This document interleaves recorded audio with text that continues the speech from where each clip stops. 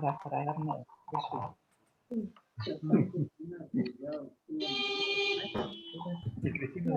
Hola, ¿cómo te va?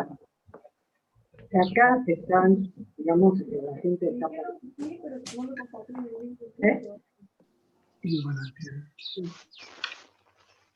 No, que...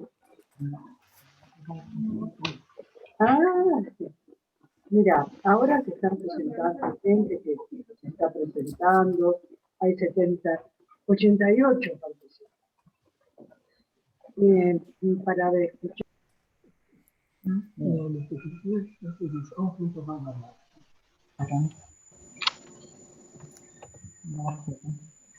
Aquí. Eso es, a ver, aquí, iluminado. Sí.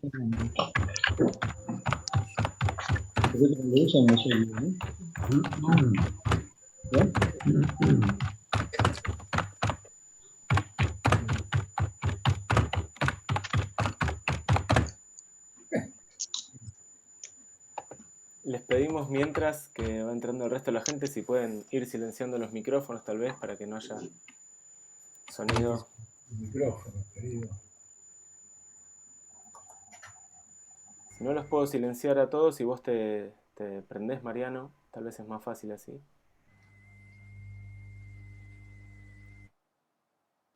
Ahí está, ahora tendrías que volver a prenderte.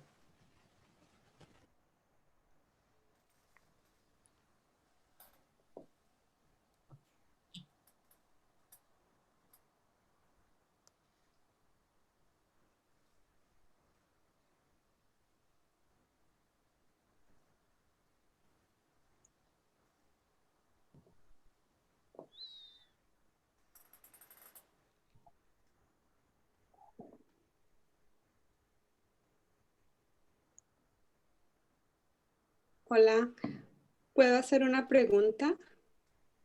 Sí, por supuesto. No, Mariano, quería saber, Mariano, si el seminario está abierto en este momento, si hay estudiantes. Sí, sí, sí. Estamos trabajando normalmente. Ok, gracias. Ujú. El seminario, al ser una comunidad de convivencia, funciona como lo que aquí se llama una comunidad viral, como una familia. Entonces, no hay internamente restricciones.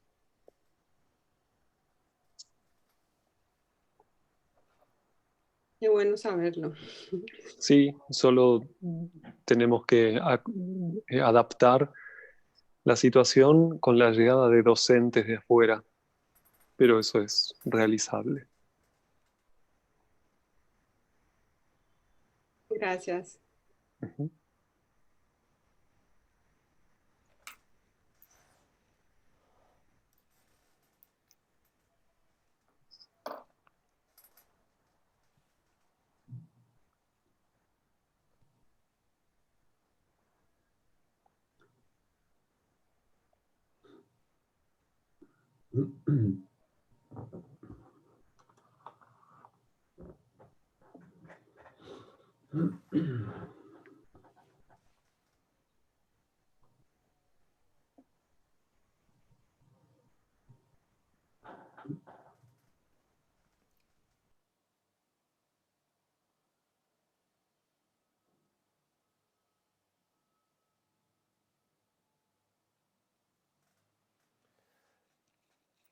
Bueno, si les parece podemos ir arrancando. ¿Te parece, Mariano? Son 6:10. Con mucho gusto.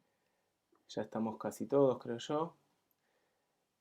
Así que me toca darles la bienvenida a todos ustedes de parte de la Sociedad Antroposófica o del Círculo de Miembros de la Sociedad Antroposófica en la Argentina, a esta Sociedad Antroposófica virtual en la que estamos en este momento, pero que no deja de serlo.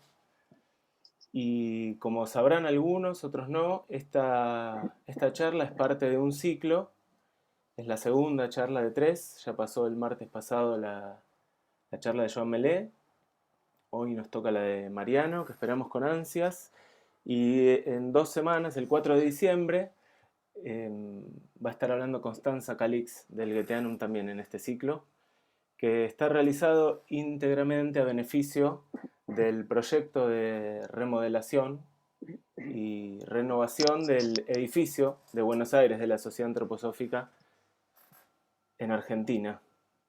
Así que doble agradecimiento para los aportes de todos ustedes que se hacen con esa intención y de Mariano por su tiempo y sus palabras que escucharemos a continuación.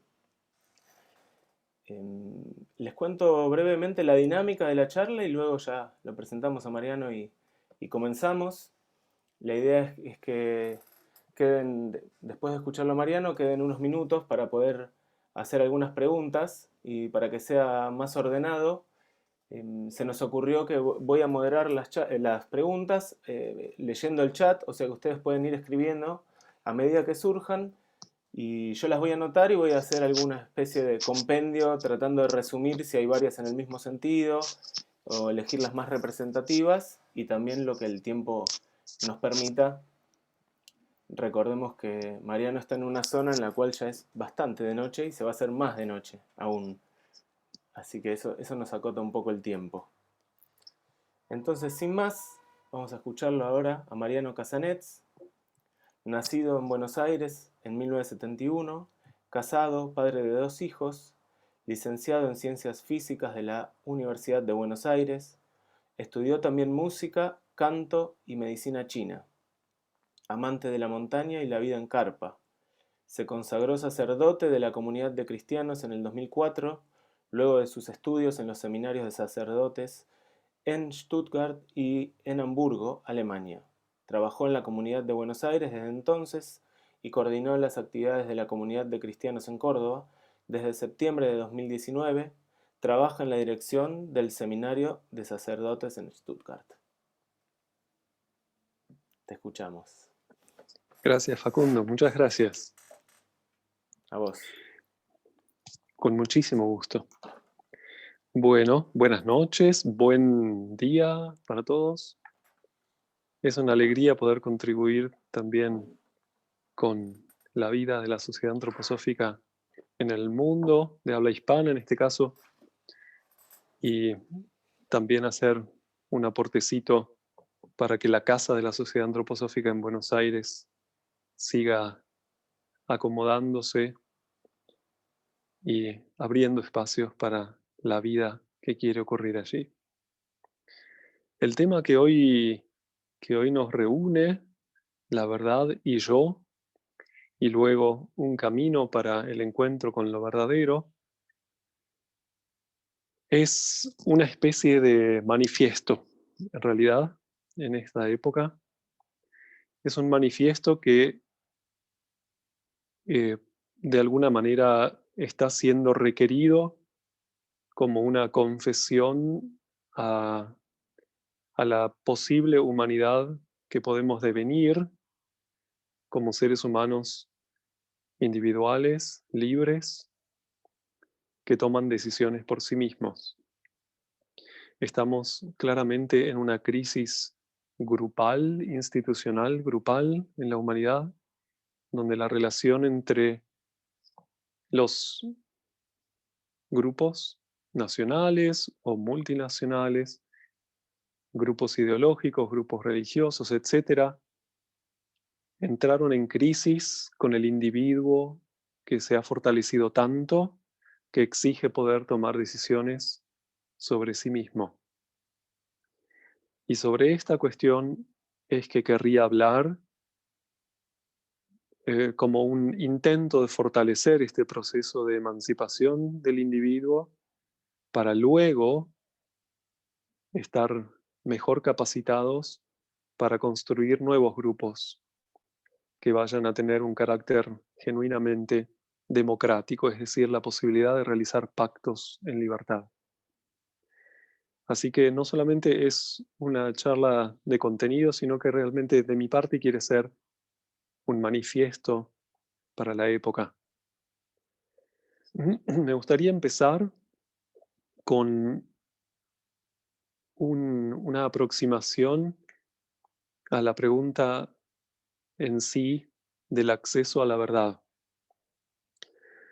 También escuchamos hoy en día mucho un cierto maltrato hacia la posibilidad de tener una relación personal con la verdad, de parte de un cierto relativismo, cada uno tiene su verdad, entonces vale todo. Sin embargo, me gustaría mostrar el problema de una consideración así, partiendo de una frase que muestra esto, y es la frase: no existe la verdad. Esto lo escuchamos mucho, sin embargo, no existe la verdad pretende ser una verdad. Y esa frase, por lo tanto, se demuestra inválida desde el punto de vista de la lógica. No sirve para nada. Se corrompe a sí misma. Se corroe a sí misma. Cuando uno quiere afirmar algo, tiene que de antemano haber considerado que lo que va a afirmar es verdad. Verdades existen por la misma naturaleza del pensar lógico. Luego hay perspectivas de la realidad desde donde cada uno va conformando su conocimiento de la realidad. Pero sabemos que si tenemos una cierta perspectiva y otra persona tiene otra, basta con moverse y tomar la perspectiva del otro para conquistar las verdades que el otro ha ganado. Es decir, que haya diferentes verdades es solamente una cuestión situacional. No es un problema en principio, sino que cada una de esas verdades parciales son verdades. Y en la medida en que yo pueda tomar la perspectiva del otro, voy a poder conquistarla también. Es el principio científico por excelencia. Si alguien me dice que encontró una verdad, me pone a disposición el recorrido que hizo para que yo también pueda hacerlo. Es uno de los principios de validez de cualquier proceso científico, que otro ser pensante también pueda acceder a esa verdad por sí mismo, y no a través de reconocerme a mí como autoridad. La ciencia no reconoce el principio de autoridad. La única autoridad en ciencia es el pensar. Y todo ser pensante, entonces, podrá realizar algún camino que lo capacite para conquistar cualquier verdad. En última instancia, la verdad, paso a paso. Y por ser una perspectiva de la verdad a la que yo puedo conquistar, no es menos verdadera, sino que es complementaria de otras verdades que otros están pudiendo conocer y que a mí todavía no me tocó. De esta manera es que podemos compartir conocimiento. No sería posible si no. El ejemplo más puro, si se quiere, lo tenemos en la matemática. Todos podemos realizar por fuerza propia un razonamiento y llegar al mismo resultado que otro pensador. Y de esa manera darnos cuenta que hemos podido conquistar la misma verdad. En la matemática lo tenemos de manera pura, pero vale para cualquier conquista de verdades. Es decir, cuando aprendemos a pensar la matemática, lo que estamos haciendo no es solamente capacitarnos para resolver problemas prácticos en la vida, sino, y sobre todo, capacitarnos para tener una relación personal con la verdad, nos damos cuenta que no requerimos de ninguna autoridad, sino que tenemos la posibilidad de acceder por fuerza propia a conocimiento genuino. Esta relación personal con la verdad se convierte en una especie de confianza en el pensar y luego entonces en soberanía y luego entonces en el núcleo para la libertad. Es el camino que describe Steiner también, en este contexto lo vamos a nombrar a Rudolf Steiner, que describe él en la filosofía de la libertad. Cómo a través de encontrarme con el núcleo confiable del pensar, puedo entonces construir mi libertad, que no viene dada hasta que yo encuentro ese núcleo confiable del pensar. Y entonces la pregunta es, ¿cómo capacito a mi pensar para encontrarme con verdades? Porque el pensar también puede realizar juicios que no tengan que ver con la verdad. Podemos equivocarnos. La pregunta que se hace Rudolf Steiner en el ciclo llamado El mundo de los sentidos y el mundo del espíritu, que en la última edición de Editorial Antroposófica lleva el título de Argentina, Los misterios de la vida. No sé cómo estará editado en España o en otros lugares, pero el título original es El mundo de los sentidos y el mundo del espíritu, el tomo de la obra completa GA 134. Allí se plantea Steiner esta pregunta: ¿cómo podemos devolverle al pensar su relación con la realidad que ha perdido al tornarse intelectual? Y este es un tema predilecto de Rudolf Steiner en muchos ámbitos de su obra. ¿Cómo encontramos caminos para el desarrollo del pensar de cada individuo, potenciándolo, capacitándolo en su encuentro con verdades, en su conquista de verdades? Y la verdad entonces se va a ir tornando la aparición de la realidad en mi conciencia. La realidad obra por sí misma, realiza el mundo, pero cuando yo me doy cuenta de esa realidad, lo que aparece en mi conciencia lo llamamos una verdad. Ah, esto es una planta. Realizamos juicios, dice Steiner en la teoría del conocimiento, cuando reunimos una idea con su correspondiente experiencia sensorial, realizamos un juicio perceptivo, dice Steiner. Y cuando reunimos ideas que se corresponden entre sí, por ejemplo, animal con 4 patas y la idea cuadrúpedo, que no es solamente un cambio de palabras, sino animal de 4 patas es toda una frase. Cuadrúpedo es una sola idea. Que esta frase y esta idea se correspondan es un juicio conceptual.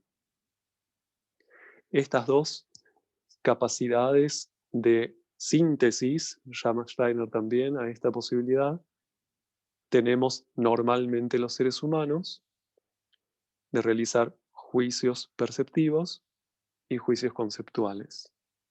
Reunir ideas con percepciones e ideas con ideas. De esta manera vamos recorriendo una construcción de un tejido de conocimiento en la medida en que vamos realizando, y ahora digo una palabra muy steineriana, juicios saludables. Y a esto me quiero referir, y me gustaría seguir un poquito el recorrido que hace Rudolf Steiner en ese ciclo de conferencias, el mundo del espíritu y el mundo de los sentidos y el mundo del espíritu, dándonos una ayuda, un camino bien concreto de experiencias para que cada uno de nosotros se torne un soberano en su camino de conocimiento. Y para comenzar, él hace también un poquito, usa esta técnica de mostrar cuando algo no funciona. Así como la frase "no existen verdades", nos muestra una dinámica del pensar, también él comienza estas consideraciones dando un ejemplo de cómo el pensar no accede a la realidad. Y entonces da el siguiente ejemplo, muchos lo deben conocer. Hay una familia en la que hay un niño de unos 10 años, o sea, ya puede pensar con su intelecto, digamos. Y este niño recibe cada mañana, digamos, 10 pesos, vamos a hacer la cosa bien barata. Y tiene que ir a comprar panes, y cada pan cuesta 2 pesos. Como todos hemos tenido la experiencia de aprender a contar y a hacer este tipo de cuentas,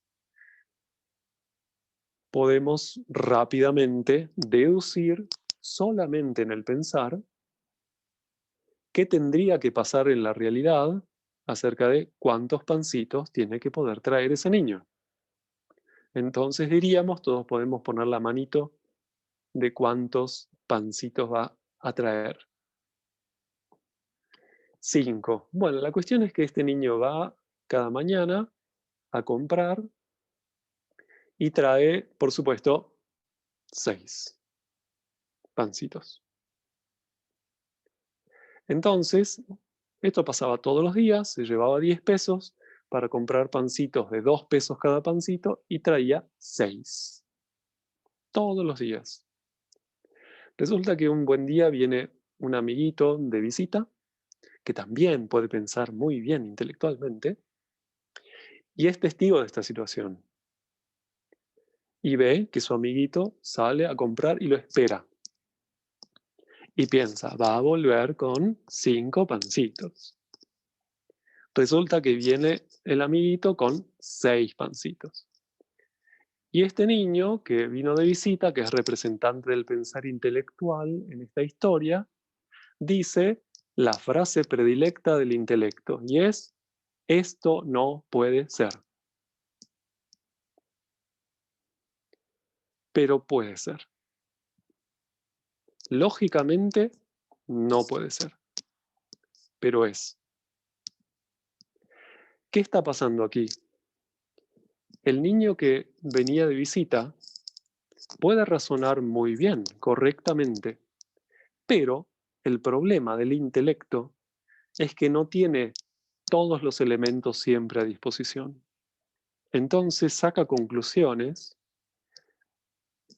que generaliza, aunque no son válidas para la realidad completa, porque le faltan elementos. El elemento que le faltaba es saber una ley que no tenía a la vista, no tenía cómo tenerla, y es que en ese pueblo, cada vez que uno compraba panes por 10 pesos, te regalaban uno.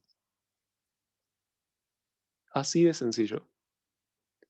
Y este elemento, el conocimiento de esta nueva ley, torna otra vez la situación lógica. Pero hay que conocer esa ley para entonces sacar la conclusión correcta. El intelecto tiene el problema, como decía, de que tiene todo el tiempo que esperar a conocer las leyes que están obrando allí para sacar conclusiones válidas. Si se apura, entonces saca conclusiones que no coinciden con la realidad. Y dice su famosa frase del orgullo intelectual: esto no puede ser. Y la realidad le pega una cachetadita y le dice: igual, es. Y lo corrige.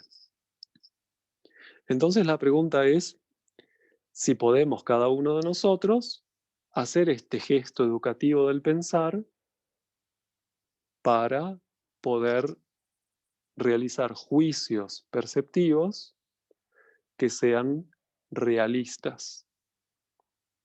Y no solamente lógicos, con la lógica no alcanza. Hace falta una observación mayor del mundo para acceder a las leyes que no están al alcance de la lógica.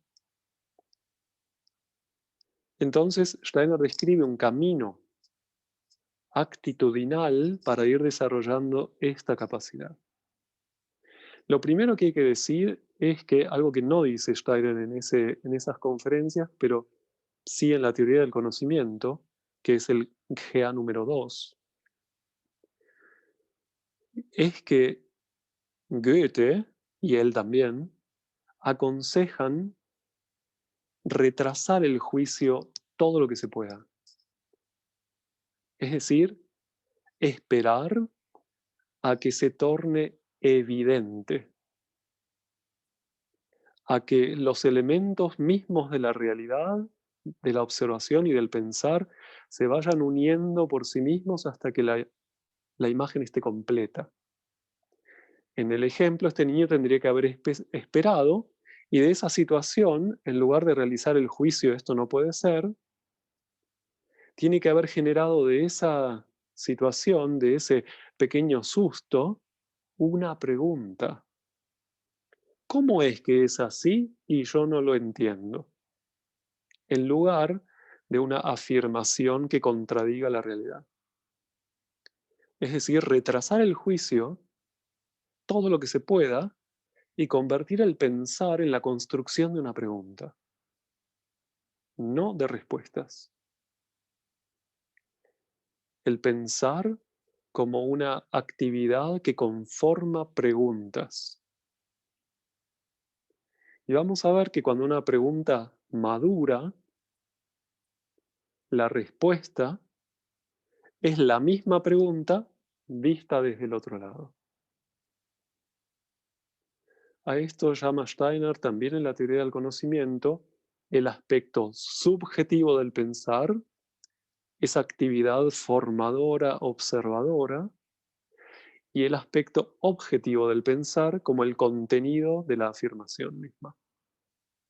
Todos conocemos esa sensación cuando estamos pensando que es como un esfuerzo de observación, no sabemos bien a dónde, miramos para todos lados, tratando de no mirar a ningún lado, mirando para el otro lado, para adentro, y observamos en un campo muy particular, hasta que esos gestos del pensar van conformando una especie de cáliz, una especie de recipiente. Es interesante la palabra recipiente porque está dispuesta a recibir algo. Y la forma de ese recipiente va a ser idéntica con la forma del contenido que lo llene. Este es el misterio de la pregunta madura y la respuesta que aparece. La actividad conformante del cáliz va a derivar en la aparición de una forma acorde a la realidad misma. Goethe decía, necesitamos permitirle a la realidad, él la llamaba naturaleza, que se exprese a sí misma. Y nuestro pensar es el traductor del idioma de la naturaleza. Así describía Goethe la situación. Nosotros no podemos forzar a la realidad con nuestro pensar, sino que podemos solamente traducirla en elementos conscientes propios.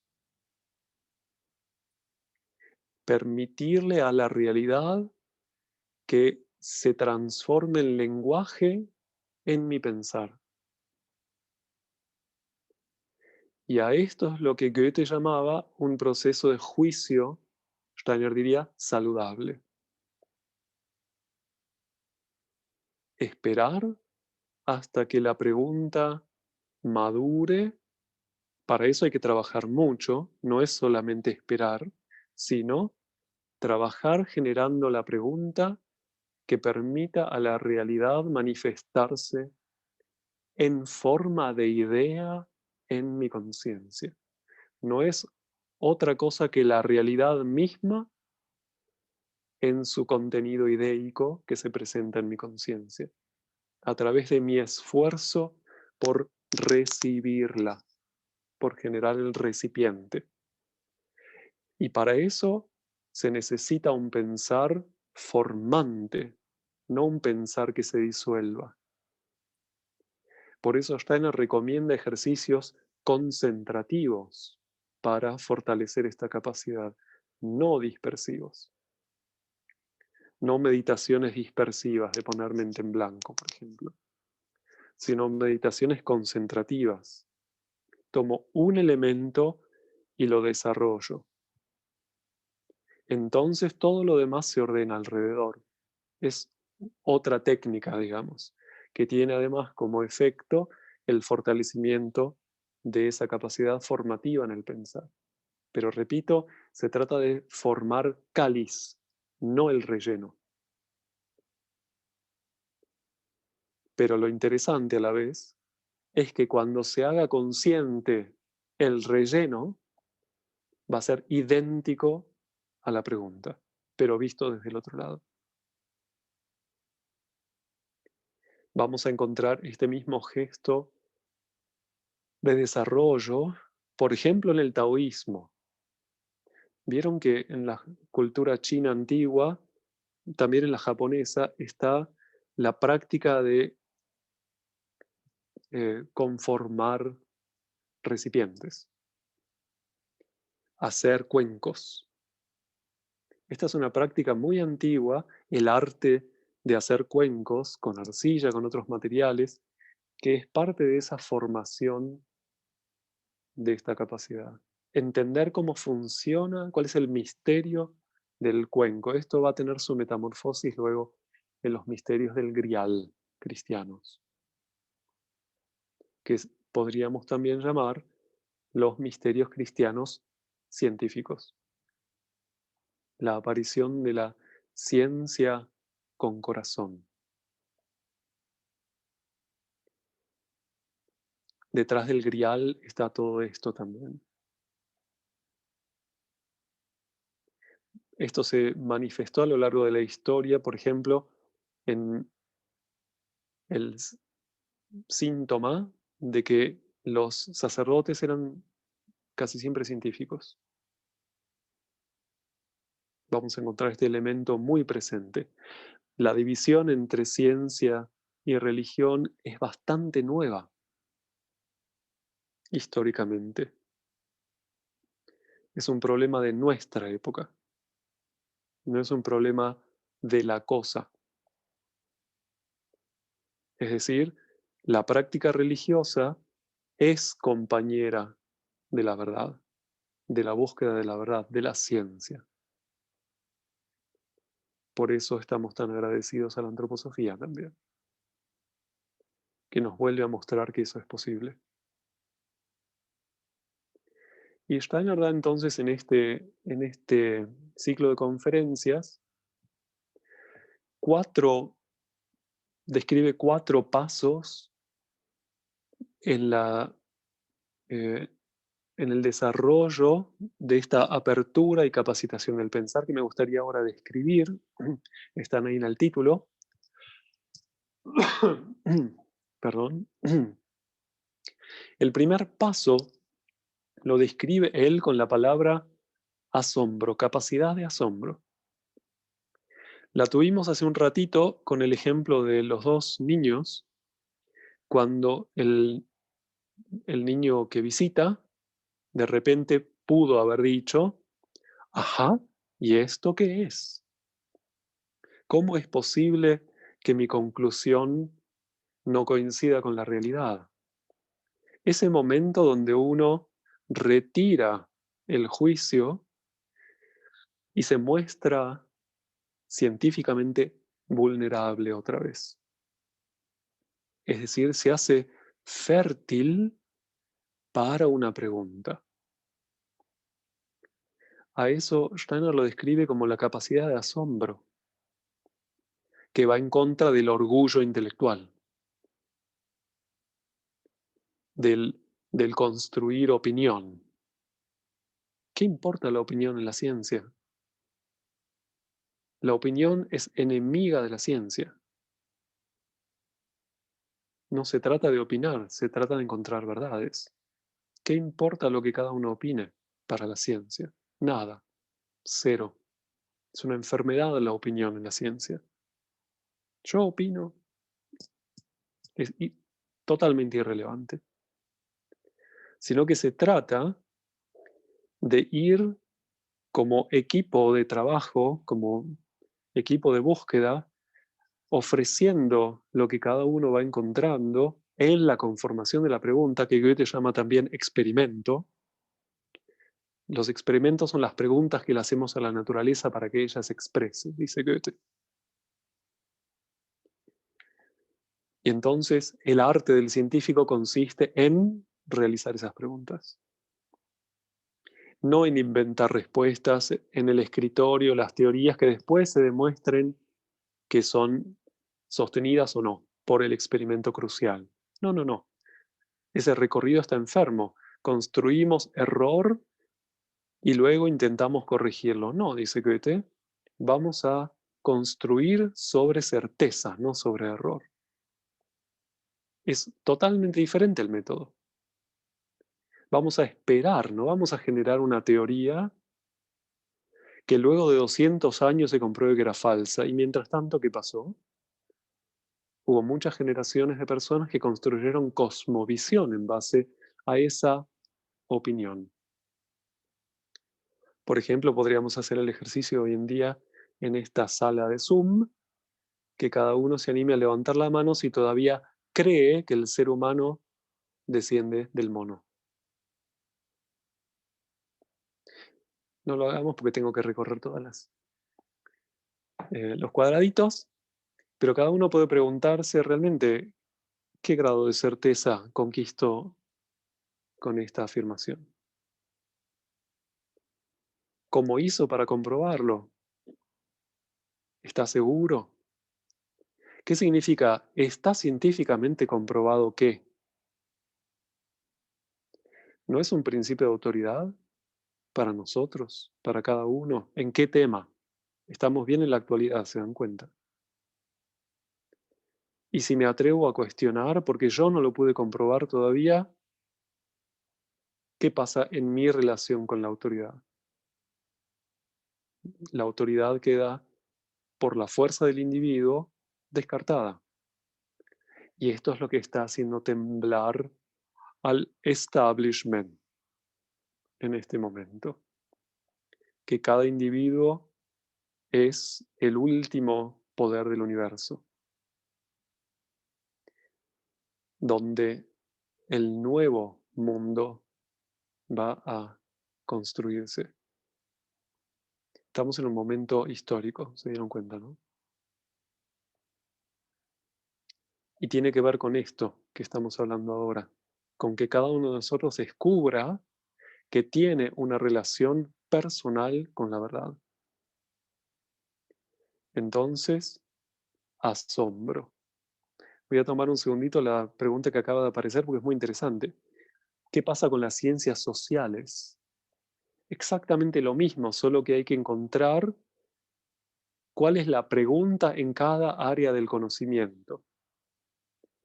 Para los que quieran, pueden leer los últimos capitulitos de la teoría del conocimiento donde Steiner adapta esta consideración metodológica a cada área del conocimiento. Las ciencias inorgánicas, las orgánicas, las sociales, y tiene un capítulo magistral sobre el arte también. La teoría del conocimiento, GA número 2, uno de los libritos que van en la mochila de supervivencia. El número 2, la teoría del conocimiento. Con mucho gusto. Entonces, capacidad de asombro, estar dispuesto a que la realidad sea lo que ella es. Pero con eso no alcanza, es solo una disposición. Ya es muy buena. Le da vitalidad, le da sensibilidad al pensar. Lo saca de la construcción de opiniones. Bien, buen camino. Segundo paso, son 4. Ahora voy a ir hacia la realidad a experimentar. Ahora ya me asombré. Estoy dispuesto a una nueva pregunta. Bueno, ahora me voy a acercar con cuidado para no maltratar con mis prejuicios la realidad. Steiner llama a esta segunda actitud la actitud de veneración para con aquello que quiero conocer. Él dice, un laboratorista debería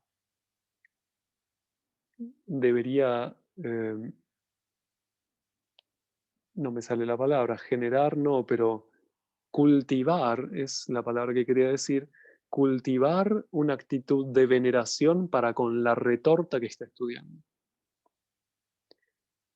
Imagínense cada uno de nosotros en el área que le toque, cuál es el objeto a conocer. En este caso, llamo objeto con mayúsculas y letras doradas, puede ser un niño en el aula también. Pero aquella entidad que yo quiero conocer, ¿cómo me acerco? Ah, se mueve rápido, debe ser un colérico. ¿No es una proyección demasiado pronta? ¿Cómo hago yo para retener ese juicio y acercarme a esa entidad que quiero conocer con cuidado, con respeto, con veneración? Porque sabemos que cada vez que yo me acerque voy a modificar esa entidad, voy a interactuar con ella. No hay manera de conocer una entidad sin generar una relación con ella. No hay conocimiento detrás del vidrio de la cámara Gesell. Hay solamente conocimiento a través de la relación. Nos modificamos mutuamente en el acto de conocimiento. Se constituye un vínculo en el acto de conocimiento. Y por eso, dice Steiner, necesitamos ir con cuidado hacia lo que queremos conocer, porque si vamos muy brutos, lo único que vamos a encontrar es la forma que nosotros le dimos. Si yo quiero conocer cómo es la arena en la playa y la piso y no me doy cuenta que lo que voy a estar observando es mi huella, entonces puedo llegar a sacar conclusiones muy erradas acerca de cómo se comporta la arena por sí misma. Y entonces necesito saber que en el proceso de conocimiento voy a realizar un juicio sobre una experiencia mía con aquello que quiero conocer. Lo mismo pasa con cualquier actividad sensorial. Lo que yo percibo depende en gran parte de mi organismo. Por supuesto, esa sensación yo voy a, como sé que es mi organismo el que está en juego también, a integrar en la reflexión el hecho de que está mi mano ahí. No voy a sacar una conclusión sobre la cosa, sino sobre la cosa en relación con mi mano. Uno de los ejemplos más claros lo tenemos en los colores. ¿De qué color es esta pared? ¿Naranja? ¿Más clarito? ¿Más oscuro? Cuando la pintamos toda igual. ¿Por qué ahí está más claro y acá menos? ¿De qué color es la pared? Si apago la luz, la pared va a ser negra. Y si prendo esta luz, va a ser más amarillenta allá y más anaranjada oscura aquí. Porque no es, sino que aparece. Entonces voy a ir conociendo el fenómeno en su riqueza y no voy a adelantarme y decir, la pared es naranja. Falso. La pared aparece naranja en ciertas condiciones. Lo mismo que cuando yo toco la arena aparece así en estas condiciones. Y el proceso de conocimiento se va a ir dando de manera realista, pero más tranquila y más tranquilo y más lento. El intelecto tiende a tener cierta voracidad. No es el intelecto en realidad, es una necesidad anímica que abusa del intelecto.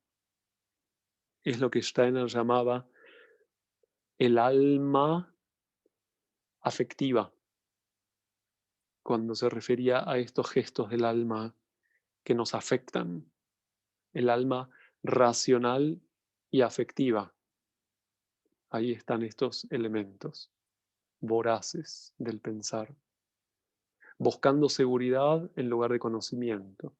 ¿Sí? Hay una especie de gesto de aprovechamiento de la realidad en lugar de conocimiento. En el conocimiento nos abrimos totalmente a la realidad de lo que queremos conocer, sin forzarla. Si no, no hacemos ciencia. Pero tenemos que saber que nuestro organismo interviene en ese proceso.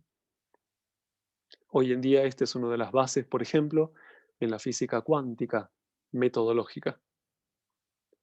Es una base metodológica en la física cuántica, saber que cada vez que intervenimos con una entidad para conocerla, modificamos la situación.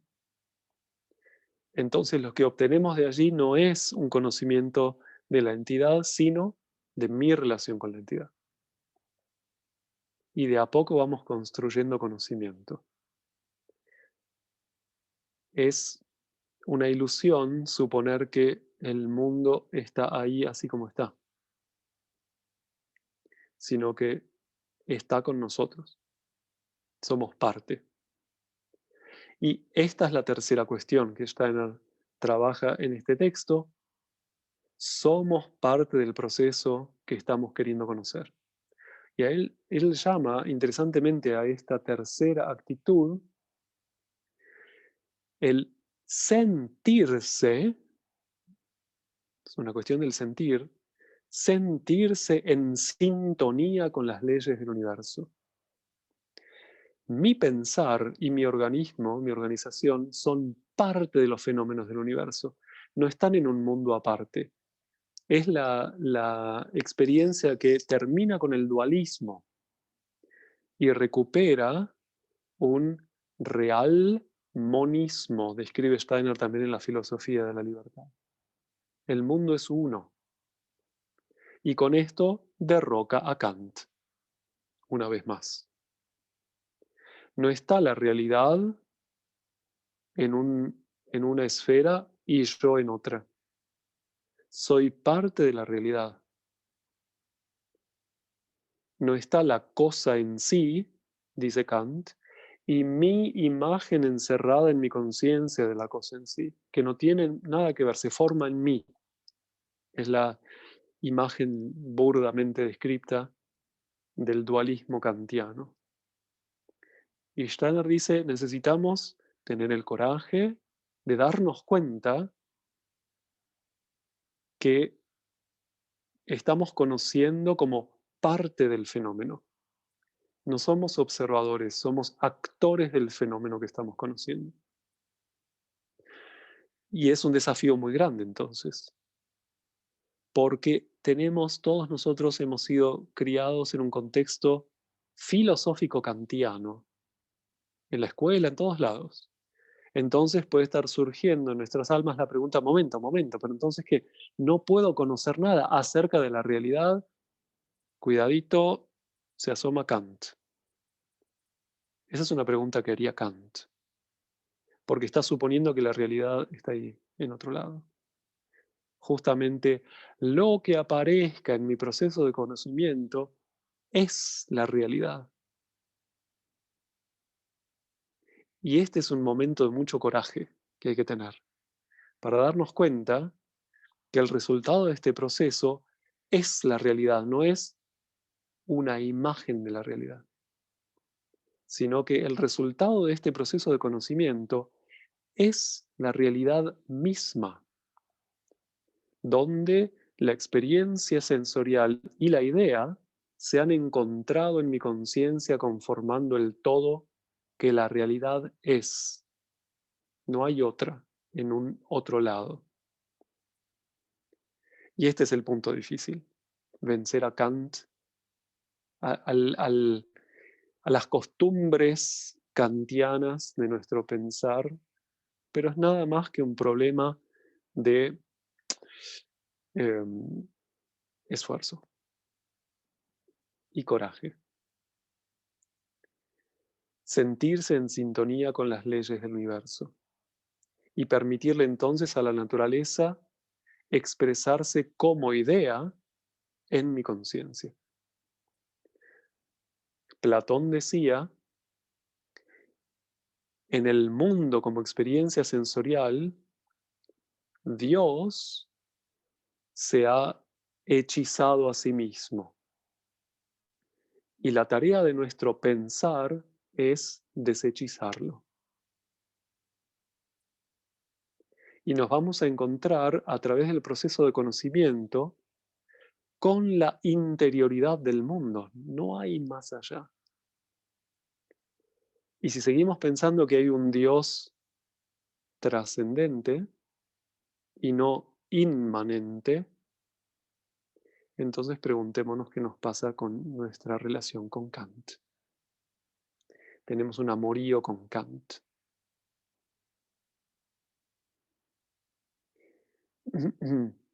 Es bien interesante este momento de conquistar nuestra confianza en el proceso de conocimiento. Y esto va a ocurrir en la autoobservación, no lo vamos a poder sacar de ningún libro, porque en todo caso vamos a tener un principio de autoridad, vamos a quererlo tanto a Steiner que se lo vamos a creer.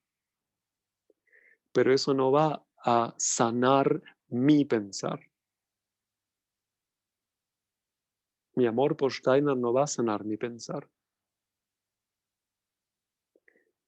En todo caso, me va a dar la oportunidad de leerlo y ver si me entusiasmo con el proceso. El cuarto paso es la culminación de este proceso, y Steiner lo llama la entrega. Y esto está relacionado por lo menos con dos experiencias. Una, poder aceptar que lo que aparece en mi conciencia como maduro juicio perceptivo o juicio conceptual es la realidad. Y no dudar abstracta y vanamente como si tuviese que aparecer otra cosa. Es el resultado de esta relación con la conquista de este proceso. Entonces, asumir que aparece en mi conciencia una verdad parcial, pero una verdad. Y luego, permitir que esa verdad se relacione con otras, van a aparecer contradicciones, tesis, antítesis, en mí mismo. Dos verdades que no cuajan entre sí en el conocimiento que yo tengo de la realidad. Entonces, esa contradicción le voy a permitir que en mí se transforme en una paradoja. Y una paradoja es un diálogo entre verdades, no es una mentira y una verdad, son dos verdades que en su tensión me van a abrir el camino a nuevas preguntas y a la conquista de verdades más abarcativas que van a tener como casos particulares a la tesis y a la antítesis. Por ejemplo, si los pancitos se regalaban solamente los domingos, y observo que los días de semana y el sábado también viene el niño con 5 pancitos, pero los domingos con 6, y yo digo, bueno, yo veo a este niño comprar con 10 pesos 5 pancitos. Y otra persona dice, yo veo a este niño comprar con 10 pesos 6 pancitos. Tenemos una contradicción. Entonces nos hacemos a la búsqueda, a la investigación, y encontramos una ley más grande, y es que los días de semana no se regala el pancito extra y los domingos sí. Ah, muy bien, con esta ley los 5 pancitos y los 6 pancitos son casos particulares. ¿Se entiende la idea, no? A esta ley más abarcativa se la conoce en la dialéctica hegeliana o en la escolástica de Tomás de Aquino, la síntesis. La síntesis no es la mezcolanza de la tesis y la antítesis, sino el proceso sintético es aquel que va a construir la búsqueda de esa verdad más grande. Y a la capacidad del pensar que produce síntesis, Steiner la llamaba la razón, diferenciando intelecto de razón. Hay que ver las traducciones, pero ahora yo lo llamo así. Intelecto, la capacidad analítica que encuentra verdades sueltas, y la capacidad de razonar, la posibilidad de encontrar verdades más abarcativas que sintetizan. Y entonces, esa verdad nueva va también a ser, en cierto sentido, una verdad parcial otra vez, hasta ir sintetizando el universo completo. Y Goethe decía en este sentido, usar la palabra idea en plural es incorrecto. La idea es esa gran síntesis que va a traer ante mi conciencia al universo. Y en el esoterismo cristiano, judeo-cristiano, a esta idea del universo se la conoce como el Espíritu Santo. Steiner diría en la teoría del conocimiento el núcleo del pensar del universo, donde nuestro pensar particular va amasando cada idea como capacidad analítica. Y luego otra, y va encontrando, va abarcando en la propia conciencia, gracias al separar y luego reunir, se va tornando consciente de conocimiento más y más vasto. Y la entrega tiene entonces un segundo aspecto. Este era el de asumir que hemos encontrado una verdad, rendirnos ante esa posibilidad. Y la segunda es volver a soltar para iniciar un nuevo ciclo. Reconocer la parcialidad de esta verdad y hacernos a la búsqueda asombrosa de una nueva pregunta. Estos 4 pasos describe Rudolf Steiner como un camino realista para ayudar al pensar del individuo a encontrar su relación con la realidad. Y entonces tornarnos, paso a paso, cada vez más libres, capaces de realizar pactos confiables, y entonces ir dando a luz, paso a paso, grupos nuevos que surjan de pactos entre individuos libres y no que le digan al individuo lo que tiene que hacer por mandato. Se llamen estados, autoridad religiosa, padres, como quieran, sino nuevas comunidades desde la conquista de la libertad del individuo. Bueno, estamos en 55 minutos de charla hasta acá. Y por ahí podemos abrir, Facundo, ¿te parece, a preguntas o aclaraciones? Dale, Para no abrir un capítulo grande nuevo. buenísimo, Sino, Mariano. Acá hay una pregunta, es la última, hay 3 preguntas hechas, una ya la respondiste, creo que va en el sentido de lo que acabas de decir, te la hago por si querés ampliar algo. Paulina dijo, al plantear el desafío del desprendernos de Kant, ¿puede surgir una sensación de soledad? Pregunta. Necesaria, sí, pero soledad al fin. maravillosa. Me gustaría decir algo más en este contexto de la sociedad antroposófica. No en todos lados se puede decir con tanta claridad ciertas cosas. Hay que ver, pero ahora cada uno se aguanta. Steiner describe, por donde uno lo mire, el proceso de iniciación.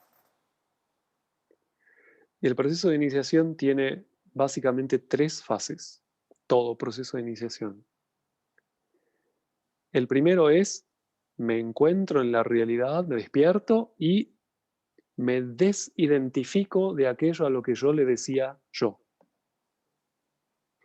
A esto Steiner lo llama en el libro Cómo se alcanza el conocimiento de los mundos superiores, alias la iniciación, lo llama el nacimiento del segundo hombre en uno. Pero entonces pasa lo siguiente, el yo se desidentifica de aquello a lo que le decía yo, ¿y qué queda? Queda una dualidad, queda una entidad sin contenido, subjetiva, pero sin contenido, el yo, y una entidad objetiva con contenido. Esta entidad objetiva que acaba de darse a luz en ese proceso es lo que Steiner llama el doble. Di a luz a mi propio doble y ahora lo miro a distancia y le digo, tú, mi alma, por ejemplo, en tantos lemas, que uno mismo se dice tú. Es o esquizofrenia o iniciación. Depende de cómo se llevó adelante el proceso. Entonces, este yo es una especie de burbuja de nada autoconsciente. Esa es la novedad. Que ahora ve lo que era su identidad con cierta distancia. A esto Steiner lo llama proceso de autoconocimiento. Y tiene, gracias a esa distancia, la posibilidad de intervenir ahora sobre esa entidad y transformarla según lo que quiera. Esa transformación por parte del yo, del propio doble, se llama autoeducación.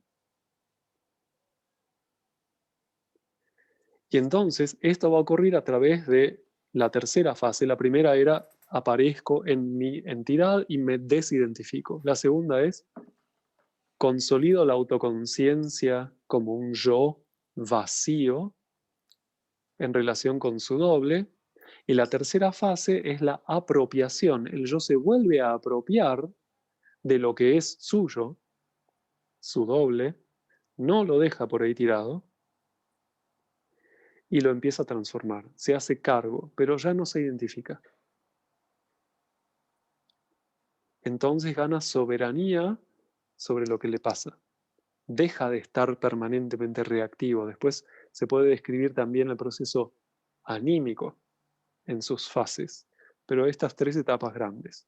Steiner describe en Teosofía, otro de los libritos que van en la mochilita de supervivencia, Teosofía tiene una frase central. Es lindo buscar las frases centrales en los libros de Steiner. Si tengo que decir en una frase qué dijo Steiner en este libro, ¿cuál elijo? Me preguntan cuál es la segunda fase, la que voy a decir ahora. Es el centro del libro Teosofía, según mi apreciación, cada uno puede elegir alguna. Y es la frase donde él dice lo siguiente, pues el yo recibe su esencia y significado de aquello con lo que se une. Ahí está descrita esta fase de apropiación, pero también la posibilidad de haber estado identificado. El yo tiene esa posibilidad de identificarse, de emanciparse y luego de apropiarse. Estas son las 3 fases de la iniciación en diferentes etapas. Por supuesto, esto va creciendo y se va ampliando y se va tejiendo con cada vez mayores cuestiones, pero siempre aparecen estos 3 momentos. Estoy identificado, me emancipo, me libero y me apropio. En términos, como soy sacerdote, también encontré estos procesos en los evangelios. No soy el primero que lo hace. Muchos lo han hecho, gracias a Dios. En el Evangelio de Mateo hay una descripción que hace Cristo a los discípulos de este proceso y dice: quien quiera ir en pos de mí, y ahora, atención, niéguese a sí mismo, proceso de emancipación, tome su cruz, no deje tirado su doble por ahí. Ahora tengo una cruz, antes no la tenía. No es la cruz de la crucifixión, ¿eh? No hay todavía crucifixión. Es la cruz que acaba de surgir del proceso de emancipación, de negarse a sí mismo. Antipatía con la propia identidad. Doy a luz a mi cruz, mi doble. Tome su cruz y sígame. Ahí tenemos estos mismos pasos. Quien quiera ir en pos de mí, o sea, del devenir del ser humano, niéguese a sí mismo, tome su cruz y sígame. Vamos a encontrar esto por todos lados. Es una especie de llave. Y ahí está este despertar del yo a su propia capacidad de estar despierto y de sostenerse a sí mismo como yo consciente, autoconsciente. Esto es lo que está detrás de la así llamada alma consciente, que son los síntomas que estamos viviendo en esta época. La germinación de estas capacidades recién empieza. Por eso necesitamos cultivarlo, y para eso están las sociedades antroposóficas, para cultivar esta posibilidad de cada uno de nosotros de realizar este proceso y luego generar cultura e impulso cultural en todas las áreas desde esta comprensión. Hay mucho trabajo por hacer, pleno de sentido.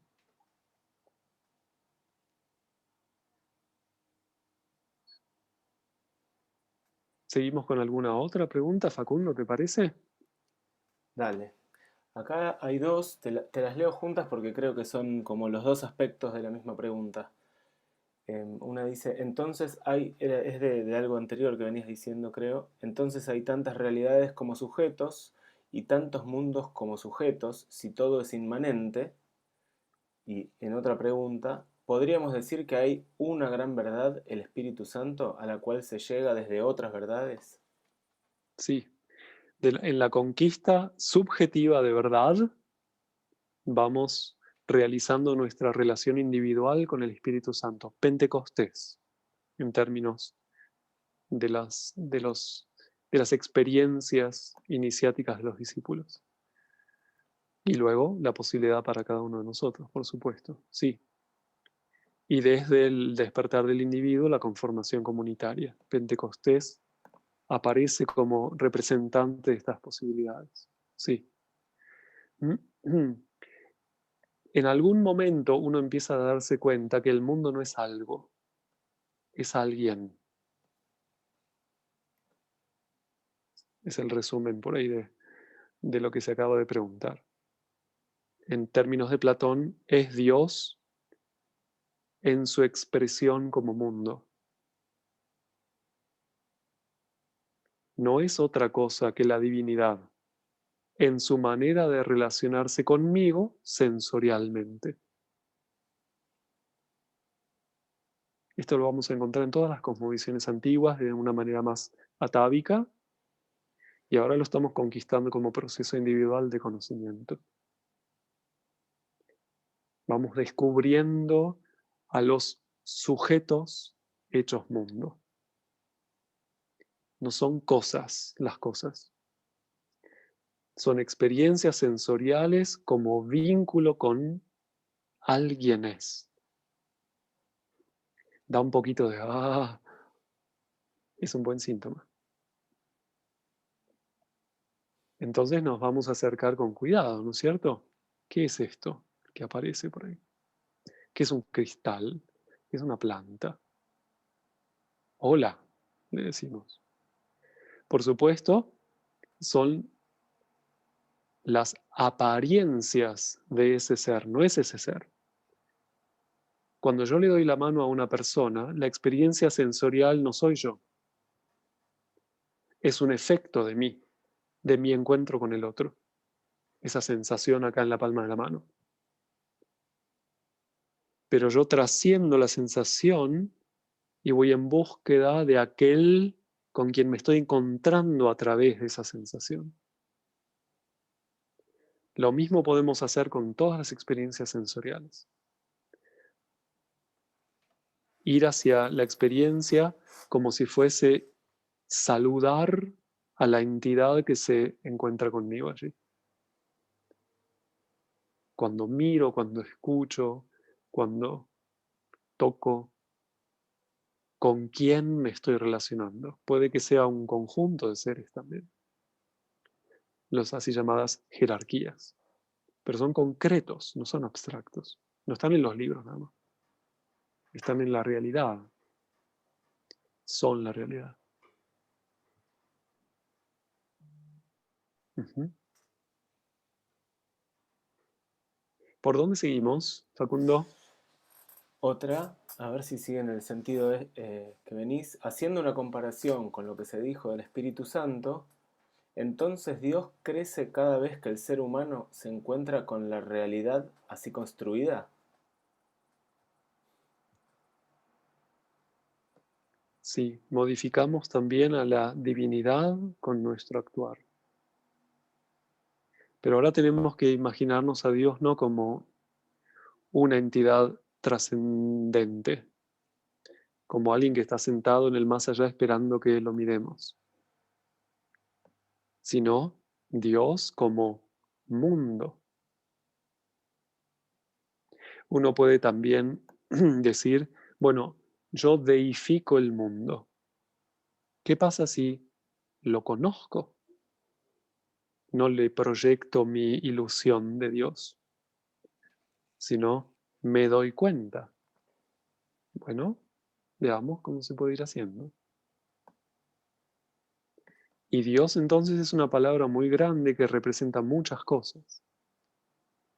Para mí la mejor traducción de la palabra Dios es alguien. O sea, un sujeto, no un objeto. Un yo.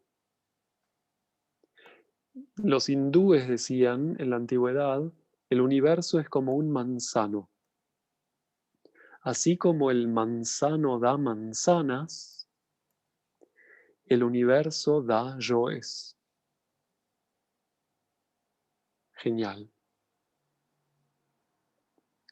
Así como el manzano da manzanas, el universo da yoes. El universo es un yo, es alguien. Y cada manzana puede dar manzanos. Ujú.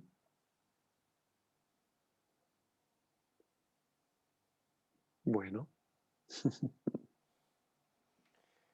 Otra, Y que podemos hacer ciencia de todo esto, ¿no? ¿No es maravilloso?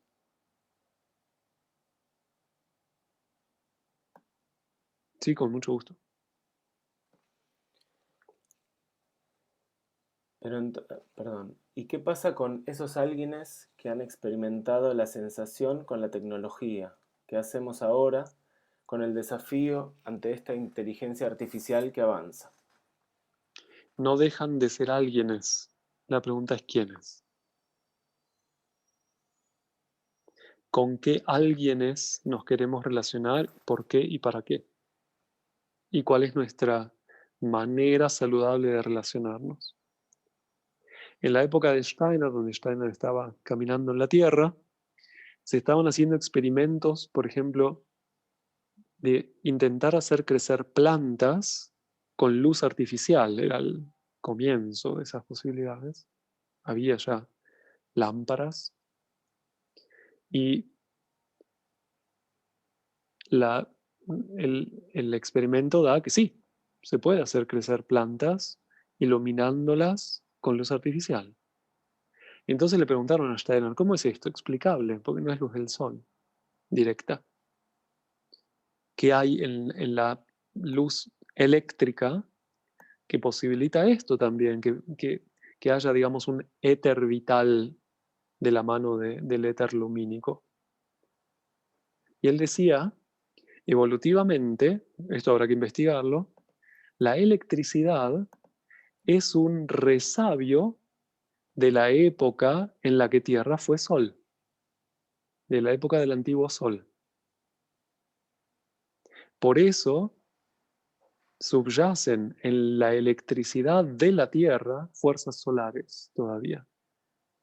Y en determinadas condiciones puede una planta crecer así también. ¿Se entiende, no? O sea, no necesitamos estigmatizar nada.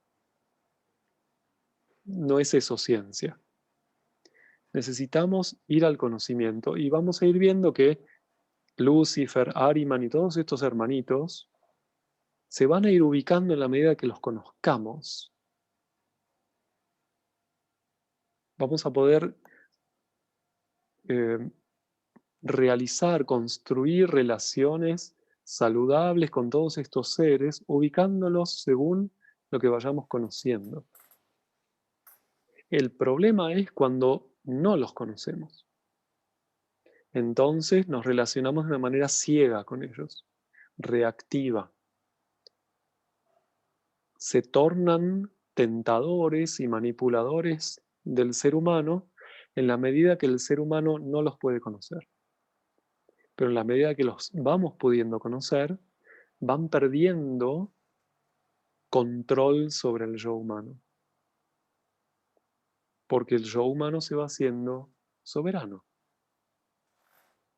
Lo mismo vale para todos estos fenómenos, solo que antes del despertar autoconsciente del yo, estamos en la etapa identificada del yo con sus envolturas.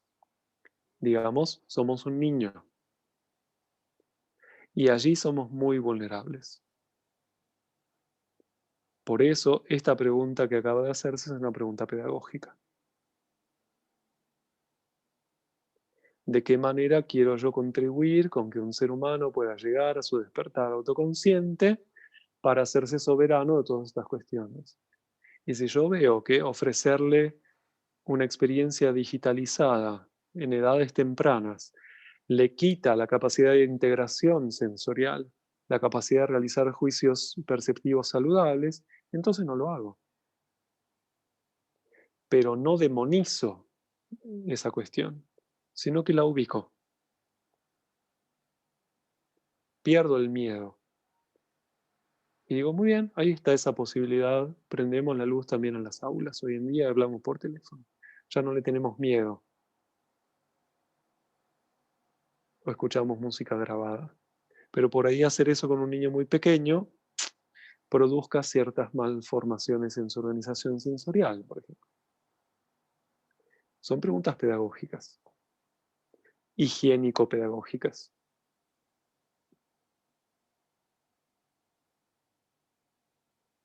¿Qué podríamos hacerle a los maestros? ¿Cómo toman decisiones para su trabajo en las escuelas? Y a los padres, por supuesto, cómo tomamos decisiones para nuestra crianza.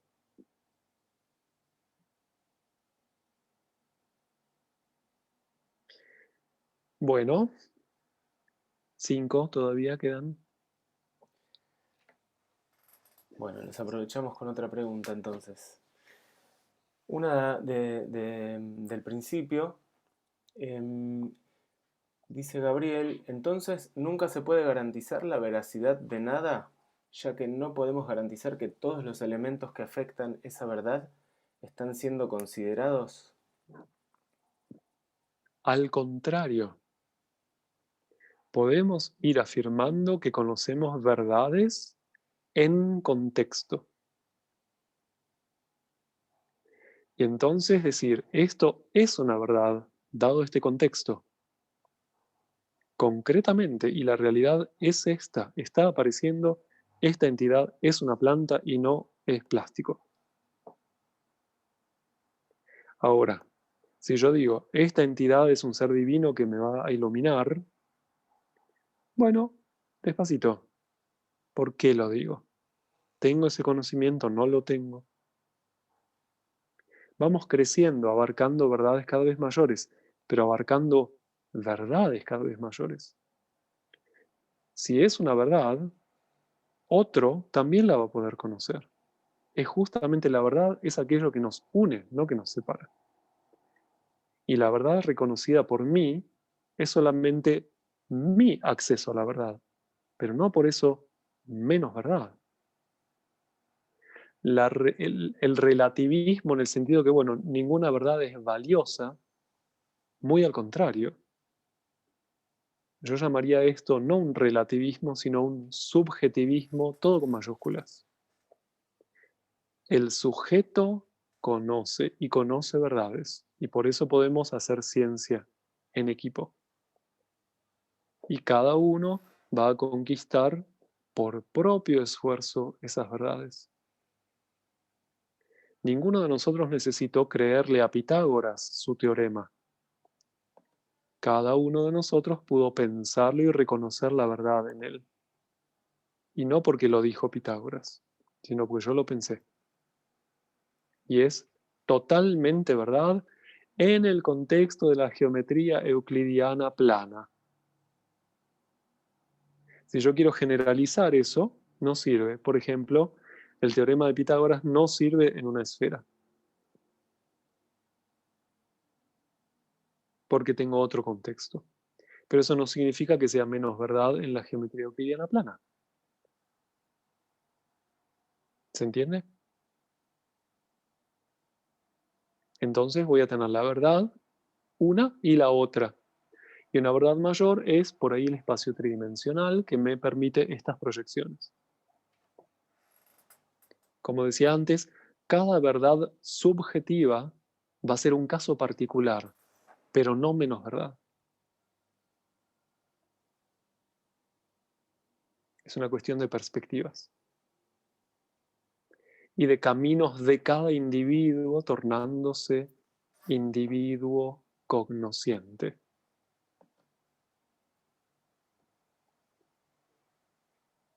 Bueno, la verdad y yo. Un amor posible.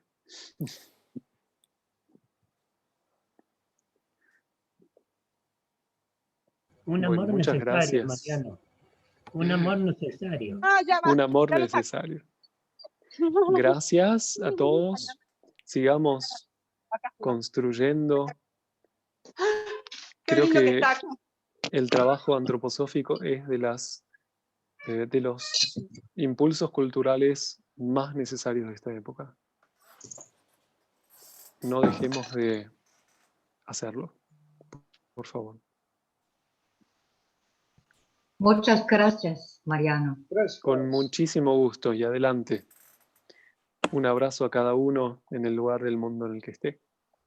Y nos vamos cruzando los caminos. Sí, gracias, Mariano. Muchas gracias. Muchas gracias. Gracias, Estén Mariano. muy, muy bien. Gracias. Muchas gracias. Muchas gracias. Muchas gracias.